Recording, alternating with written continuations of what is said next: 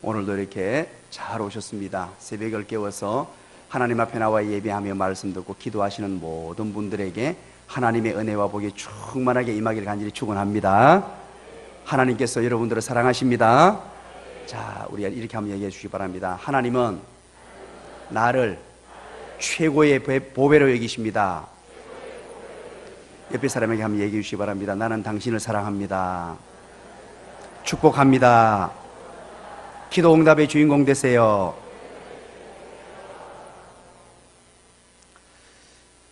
어제 이 본문을 제가 묵상하다가 이 본문을 계속해서 하루 종일 머릿속에 담고 이 본문을 가지고 묵상을 했는데, 마지막에 다 성함을 얻으리라, 이 본문에서 제가 충격을 받았습니다. 늘 알던 말씀이고 보던 말씀인데 우리 주님께서 말씀하시기를, 이 본문에 기록해 두시기를 다 성함을 얻으리라. 도대체 이게 무슨 말일까? 알고 있는 말이잖아요. 성함을 받는다, 나음을 얻는다. 아는 말인데 성함을 얻는다. 그것도 다 성함을 얻으리라. 그래서 굉장히 어떤 도전을 받고 충격적인 말씀이었습니다. 다 성함을 얻으리라. 이 말씀은 단순히 병을 고친다는 말씀이 아닙니다. 육체적인 어떤 회복을 말하기도 하고요, 이것은 또 정신적인 어떤 회복을 말하기도 하고 영적인 회복을 말하기도 하는 전인적인 회복을 말하는 거예요. 우리 주님과 함께 믿음 여행을 떠나는 자들에게 약속해 두신 말씀이 다 성함을 얻으리라. 쉽게 말하면 잘 되는 은혜를 주시리라, 잘 되는 복을 주시리라, 이런 말씀인 줄 믿으시기 바랍니다. 이 말씀을 받으면서 저는 이런 간절한 소망이 생기기 시작했습니다. 이것은 늘 목사가 가지는 소원이기도 한데요, 목사의 가슴 속에 늘 마음으로 담아있는 우리 교회의 성도들이 잘 되는 것입니다. 특별히 새벽을 깨워서 매일매일 새벽에 나와서 하나님 말씀 받고 기도하고 부르짖고 하나님께 찬송하는 이 아름다운 모습, 이 아름다운 성도들이 정말로 하나님 은혜 가운데 잘 되는, 제가 흔히 말씀드렸죠, 때로는 우리는 삶을 살다가 물에 빠질 수가 있습니다. 물에 빠지는 고통을 당할 수가 있습니다. 물에 빠지더라도 물에서 나왔더니만 오른쪽 주머니에는 가물치가, 왼쪽 주머니에는 잉어가. 이런 은혜가 임할 줄 믿습니다. 정말로 오늘 이 본문을 따라 우리 앞에 당면한 문제들, 건강의 문제, 물질의 문제, 자녀의 문제, 사업의 문제, 진로의 문제, 결혼의 문제, 학업의 문제, 이 여러 가지 문제들을 우리가 안고 있습니다. 때로는 그것 때문에 막힙니다. 그것 때문에 답답해합니다. 그것을 내 힘으로 어찌할 수 없는 상황에까지 그렇게 처하게 되기도 합니다. 그럴 때 오늘 이 결론의 말씀이에요. 다 성함을 얻으리라. 이 짧은 구절인데 이 짧은 구절 속에 우리 주님의 약속과 우리가 이 땅을 살아가면서 수많은 난제와 문제거리가 있을지라도 결론이 다 성함을 얻으리라, 이런 약속의 말씀을 주고 있더라는 것입니다. 그렇다면 여러분, 어떻게 하면 이 다 성함을 얻을까요? 어떻게 하면 이 전인적 구원, 전인적 회복, 진짜 행복한 삶, 하나님이 주시는 은혜와 평강, 하나님이 주시는 은총을 누리며 사는 삶이 되겠느냐는 것입니다. 오늘 본문 53절은 이렇게 시작합니다. 건너가 게네사렛 땅에 이르러 대고라고 말합니다. 배를 정착했다는 말이죠. 건너갔다는 말은 지난 시간의 말씀을 여러분 기억해 보시기 바랍니다. 머릿속으로 또 그림을 한번 그려보시죠. 지난 시간에 예수님은 산에 기도하러 가시고 예수님의 제자들이 배를 타고 가다가 바람을 만났어요. 바람에 거슬려 가지고 괴로이 노를 졌습니다. 이 괴로이 노졌다는 말은 고통 속에 있었다는 말이죠, 그죠? 고문을 당하는 듯한 그런 상황이라고 말씀드렸죠. 너무너무 힘든 상황에 이제 예수님이 바다 위로 걸어오셔 가지고 바람이 잔잔해졌다는 거죠. 그리고 이제 그 배를 몰고 어디로 갔느냐? 거슬러 가서 게네사렛 땅에 이르렀다, 이 말이에요. 이 게네사렛 땅이 어디냐니까 갈릴리가 이렇게 쭉 있다면요, 이 갈릴리가 있다면 이쪽 서쪽 위쪽입니다. 서쪽 북쪽 지역에 있는 이제 지역입니다. 그 지역은 아주 그때 당시 비옥한 지역이었어요. 그러다 보니까 사람들이 많이 모여 사는 예수님 당시에 인구 밀집 지역 가운데 한 곳이었습니다. 그곳에 정착을 했더니만 게네사렛 땅에 이르러 대고, 53절이 그렇죠. 54절을 보시면 그래서 배에서 그곳에 예수님과 제자들이 내렸습니다. 예수님과 제자들이 그곳에 게네사렛 땅에 내리니까 어떤 일이 발생했습니까? 그 뒤에 54절 하반부에 곧 시작. 곧 예수신 줄 알고 55절 다 같이 읽겠습니다. 시작.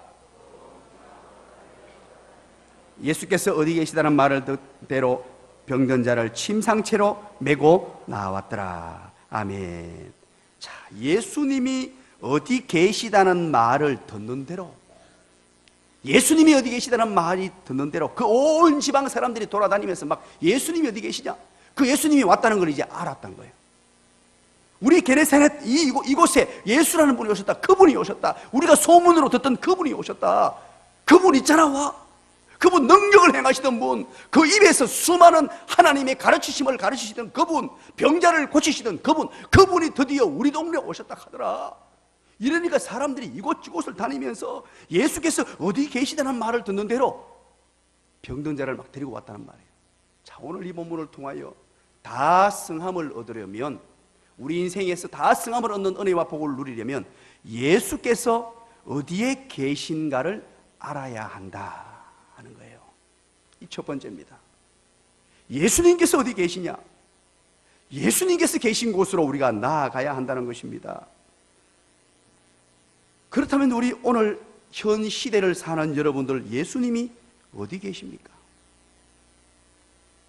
구원자 예수님, 치유자 예수님, 천지 만물을 창조하신 예수님, 예수님 만난 인생마다 다 변화되고 고침받고 새로워졌습니다. 성경에 약속된 말씀이죠. 여러분, 회당장 야이로의 딸이 죽었다가 예수님 만난 이후에 죽은 자가 살아나는 부활의 기적의 드라마를 연출했습니다. 혈류적으로 12년을 고생하던, 12년이라고 하면 아무 희망이 없는, 아무 가망이 없는 그의 인생에 예수님이 찾아오시고 예수님을 만났더니만 그의 인생은 역전되고 변화되고 놀라운 환희와 기쁨이 가득한 인생이 되었습니다. 오늘 이 자리에 앉아 계신 분들 가운데 이 회당장 야이로의 딸과 또 12년을 혈류적으로 앓던 여인과 같은 그 인생들이 얼마나 많습니까? 예수님 만나고 난 뒤에 변화되지 않은 분들 자리에 일어나 보세요. 권재형 목사님 저 일어나 있네. 단 한 사람도 없습니다. 모든 사람이 예수를 만나러, 예수 그리스도를 만남으로 말미암아 인생이 변화되고 환희와 기쁨이 가득한 인생이 되고, 예수님 아니었다면 내가 어떻게 살았을 것인가? 예수님 아니었다면 내 인생이 어떻게 될 것인가? 생각만 해도 끔찍하고 생각만 해도 소름 돋는, 예수님 때문에, 예수님 때문에 왜 이런 복을 나에게 주셨는지, 왜 이 가문에 이런 복을 주셨는지, 우리 할머니를 통하여 예수님 때문에 어떻게 이 복음을 전해주셨는지.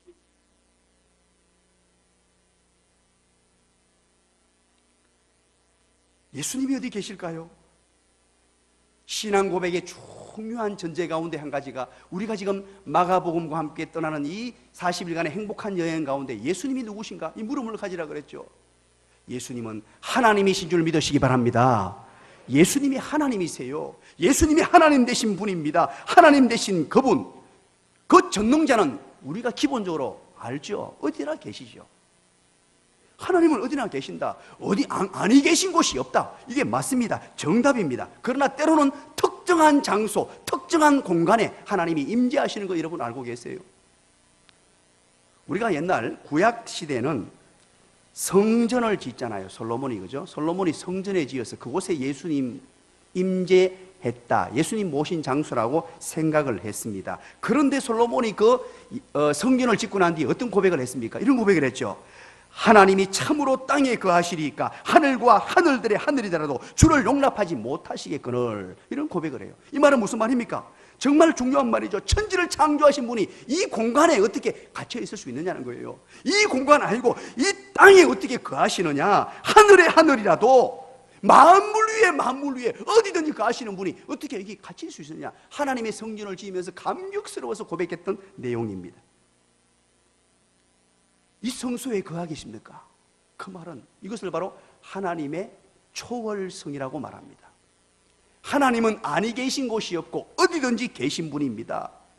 그런데 이걸 가지고 잘못 이해를 해가지고 무교회주의자들이 있어요. 무교회주의자들. 오늘날에도 이 무교회주의자들 나름대로 똑똑하다고 자부하는 사람들이 있습니다. 이 사람들이 어떻게 생각하느냐? 하나님이 아무 데나 다 계시지 교회 나갈 필요 있나? 이렇게 연결시켜요. 이럴 때 여러분 하는 대답이 있습니다. 기가 차고 매가 차고 순사가 칼을 차고 길 가던 어린애가 공을 차고 집에 있는 어린애가 기저귀를 찬다 하더라. 이렇게 활용하라고 하나님 초월성이 있는 게 아니에요. 참 어리석은 사람들입니다. 여러분, 우리 하나님의 내재성이 있어요. 하나님께서 특정한 장소를 선택하시고 그곳에 임하시는 곳, 그게 어디냐? 바로 교회입니다. 교회. 두세 사람이 내 이름으로 모인 곳에는 나도 그들 중에 있느니라 믿으시기를 간절히 축원합니다.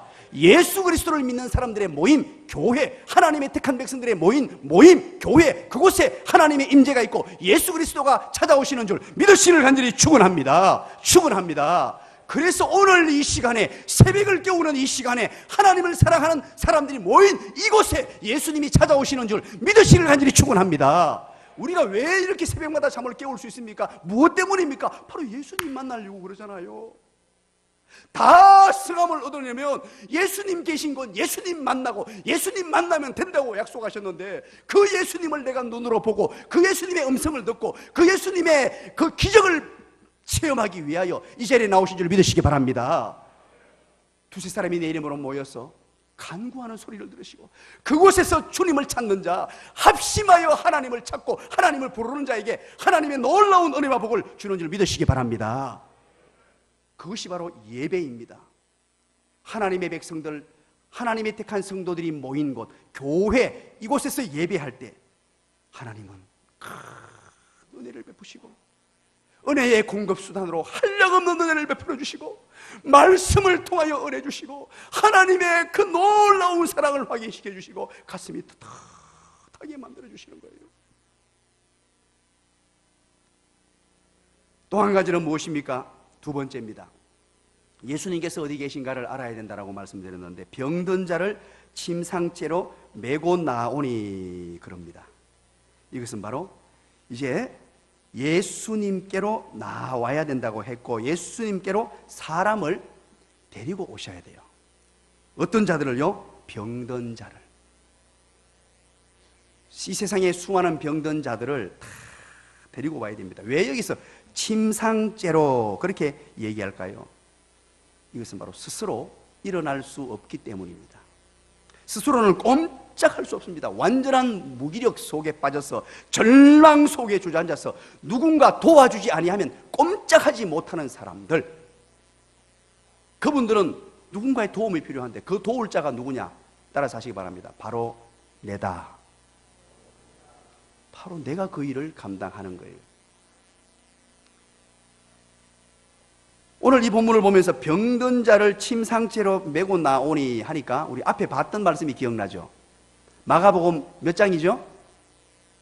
마가복음 몇 장이죠? 자, 따라서 합니다. 기억력이 없거든 눈이라도 밝아야 된다. 몇 장이죠? 2장입니다. 예. 2장에 보면 바로 중풍병자를 메고 나온 4명의 친구가 있잖아요. 그게 생각나죠, 그죠? 이 중풍병자는 혼자 꼼짝하지를 못했습니다. 그런데 예수님에게 이 사람을 예수님에게 데리고 오면 이 사람이 나음이 있고 다 성함을 받고 회복이 있고 구원이 있고 행복이 있는 줄 알고 4명이 침상채로 데리고 와가지고 지붕을 뚫잖아요. 그래서 제가 뭐라 그랬습니까? 지붕 뚫고 하이키 그랬잖아요. 지붕을 뚫었단 말이에요. 이게 바로 창의적인 행동이라고 말했습니다. 믿음을 가지게 되면 창의적인 행동이 나오고 이 영혼을 구원하기 위한 간절한 마음이 생기면 새로운 창조적 아이디어가 하나님께서 지혜로 주신다고 말씀을 드렸잖아요. 그렇습니다, 여러분. 오늘 우리도 이런 주변의 많은 사람들을 다 성함을 얻게 하게 하는 그런 자리로 인도해야 됩니다. 그런데 여기서 조금 더 깊이 한번 생각해 보시기 바랍니다. 그 이후를 여러분 생각해 보셨습니까? 그렇게 이제 중풍병자를 고쳤어요. 그 이후 어떻게 됐겠어요? 자, 어느 집에 들어갔는데 그 지붕을 다 뜯어놨다. 이 집주인이 가만히 있겠습니까? 어떻게 했겠어요? 물리내라. 이거 어떻게 하려고 그러냐. 은혜 받을 때는 몰랐는데 정신 번쩍 차리고 보니까 집을 다 뜯어놓고 말이에요. 그러면 물려줘야 되죠. 아무리 선한 일이고 아무리 좋은 일에 그분들이 사용됐지만 집 뜯어놨으니까. 여러분, 이 생각을 해보면 이런 생각이 듭니다. 수많은 사람들을 다 성함을 얻게 하고 구원을 얻으며 전인적 회복을 만들어 줄 때에 어떤 대가를 지불해야 된다. 이 사람들을 데리고 올 때 수고와 대가가 반드시 주어져야 되는구나. 우리 빌리 그레함 목사님이라고 계시죠. 한국에서도 몇 차례 와서 그때 당시 어마어마한 집회를 한 적이 있습니다. 제가 아주 어릴 때인데요, 나는 찾았네 그러면서 TV 광고도 나오고 서울 저기 광장에서 뭐 수십만이 모여가지고 거의 100만이 모였다 그러죠. 어마어마한 집회를 하고 했습니다. 아마 그때 제가 어릴 때 우리 부모님들이 거기 다 올라가고 그 집회에 참여하고 이런 일이 있었어요. 그런데 이런 일을 계획할 때마다 돈이 어마어마하게 들었대요. 어마어마하게 들었는데 한 번은 기자회견을 하게 됐다고 합니다. 조선호텔에서 기자회견을 했는데 우리나라의 아주 샤프한 기자가, 아주 똑똑하고 잘생긴 기자가, 우리 아마 세창이 같이 저렇게 잘생긴 것 같아요. 세창이 손 한번 들어봐요. 새벽마다 깨우는데 얼마나 잘생겼는지. 좋은 신랑감입니다. 이제 26살. 아멘. 그래. 자, 질문을 냈어요. 이렇게 한 번씩마다 집회를 계획하고 행사를 진행하는데 이렇게 많은 돈이 드는데 이렇게까지 할 필요가 있냐고. 이 돈을 가지고 정말로 신실된 크리스찬들이라면 이 돈을 가지고 사회봉사기관에 기부하면 훨씬 더 좋은 일이 아니냐. 기자가 이런 질문을 던졌어요. 그때 빌리 그레함 목사님이 대답을 했습니다. 활짝 웃는 모습으로, 그러면서도 사뭇 진지한 모습으로 미소를 띠고 한 대답입니다. 만약 우리가 인도하는 이 전도대회를 통해서 한 사람만의 영혼이 구원받는다고 할지라도 이 대회를 치룬, 그리고 이것을 위해 사용한 금액의 값어치가 충분히 있다고 생각합니다. 이런 대답을 했어요. 참 복된 대답이라고 생각합니다. 그의 마음속에 끓는 단 한 영혼에 대한 사랑, 죽은 영혼을 살려내고자 하는 이 열망 느껴지지 않습니까? 우리가 가진 돈이 얼마일지 모르지만 그 어떤 돈이라도 한 사람의 영혼만이라도 구원받을 수 있다면, 한 생명이 천하보다 귀하다고 했는데 이 영혼이 구원받을 수 있다면 어떤 희생도 치르겠다는 말이지요. 저와 여러분을 구원해내기 위해 얼마나 많은 일들이 있었습니까? 먼저 우리 하나님과 성자 예수님과 성령 하나님의 합동작품으로 이 구원을 계획하시고 십자가로 이루시고 보정하시고 하셨어요. 그리고 난 이후에 수많은 신앙에 먼저 간 선배들이 우리를 구원하기 위해서 얼마나 노력했습니까?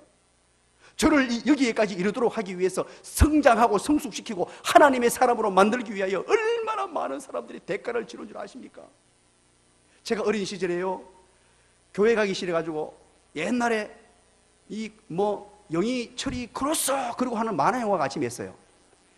그거 보고 싶어가지고 그래가 교회 간다 그러고 엉뚱한데 남의 집에 테레비를 간 적도 있고요.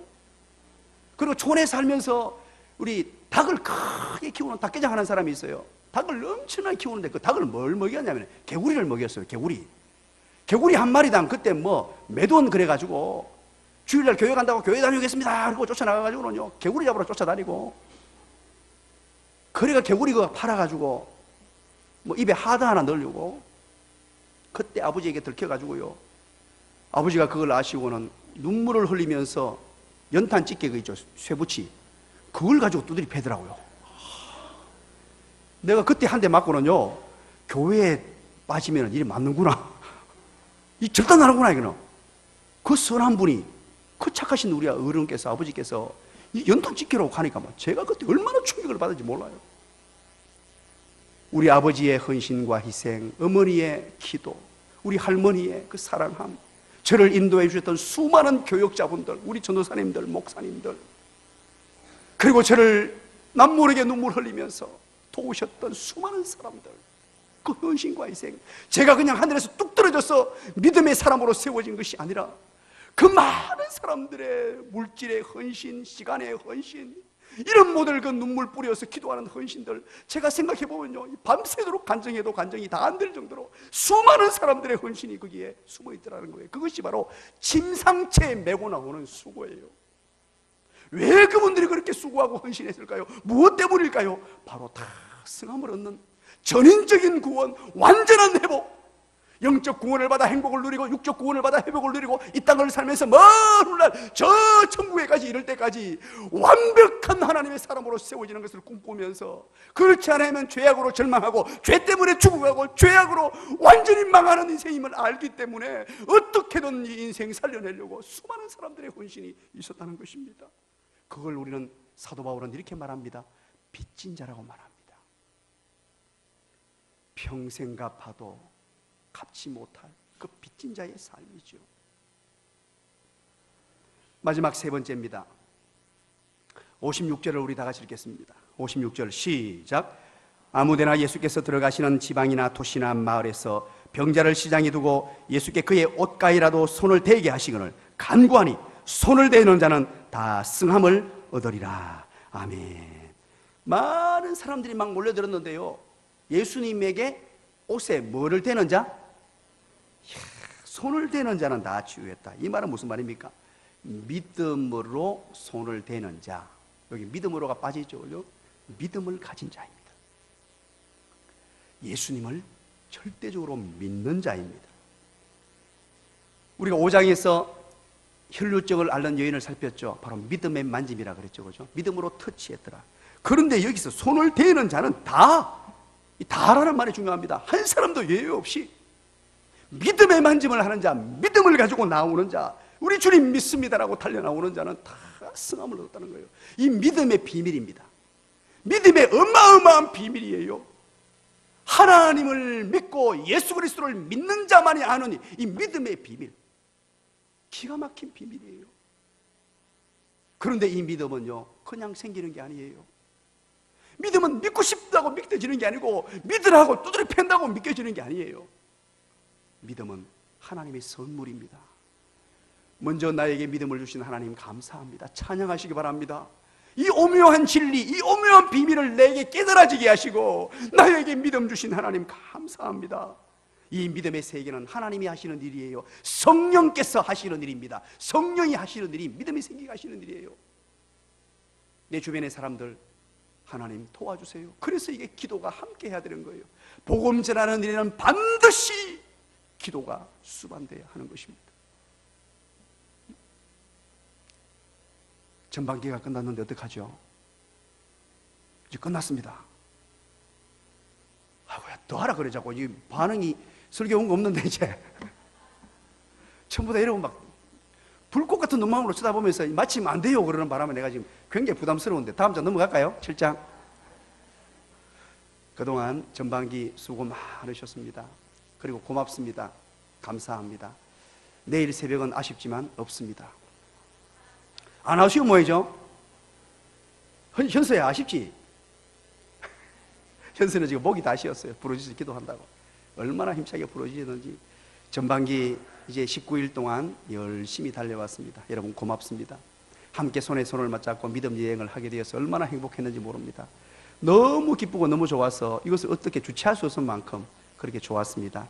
우리 이제 토요일 주일은 새벽을 쉬고, 오늘은 이제 바자회가 있으니까 여러분 많이 나오셔서 오늘 또 육체적인 노동을 해야 되는데 내일 새벽은 푹 좀 쉬십시오. 그래도 나는 그래도 내일 새벽에도 해야 되겠다 싶은 분들이 있으면은 뭐 상관없습니다. 해도 괜찮아요. 그 교회 문제로 놓을 테니까 하시고, 저는 하루 쉴랍니다.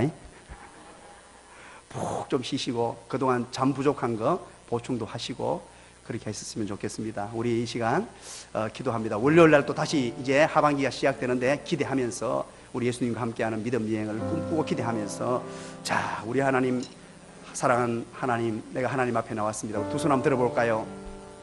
우리 하나님께서 사랑하시는 자가 나왔습니다. 제 얼굴 좀 봐주세요. 우리 주님 제 얼굴 좀 봐주세요. 이제 하나님 은혜를 내려주세요. 하나님 권능을 다해 주세요. 우리 자녀들 지켜주세요. 하나님이여 다 승함을 얻으리라고 하시는데 내가 주님 앞에 나왔습니다. 다 승함을 얻게 하여 주시옵소서. 아버지 하나님 전인적 회복 있게 하여 주시옵소서. 내 가정 살려주세요. 내 자녀 살려주세요. 우리 집을 좀 살려주세요. 우리 이민족 이 나라 살려주세요. 우리 주님 부려짓고 간절히 기도하기를 소망합니다.